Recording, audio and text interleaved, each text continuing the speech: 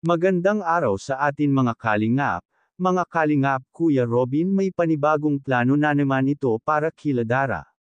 Ano kaya ito? Pero bago po yan mga kalingap, kung bago pa lamang kayo sa channel ko baka naman po pwedeng pa-like and subscribe my channel para lagi po kayong updated sa aking videos.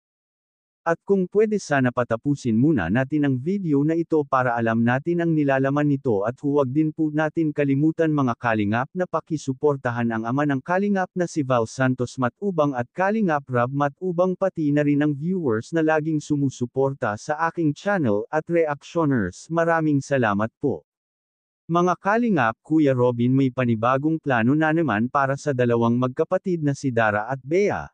Lagi kasi itong napapansin ni Kuya Robin ang daanan nila Dara, na delikado ito kapag tag-ulan at ito ay maputik kaya naisipan ito ni Kuya Robin na lalagyan ng pathaway, kaya naisipan ito ni Kuya Robin uli na kakabitan naman ito ng solar light para maliwanag ito at hindi na sila nahihirapan lalo na kapag ginabi na sila ng uwi ay madilim dito.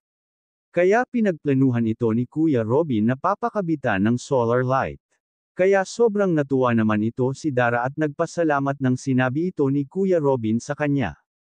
Maging maliwanag na daw ang kanilang daanan, kaya sabi ito ni Kuya Robin ay masarap at nakakataba daw sa puso na may makikita kang matutulungan na tao na talaga naman deserve nila na matulungan, lalo na at walang magulang na nakagabay sa kanila kaya tinuring daw ito ni Kuya Robin sila Dara na parang tunay na anak.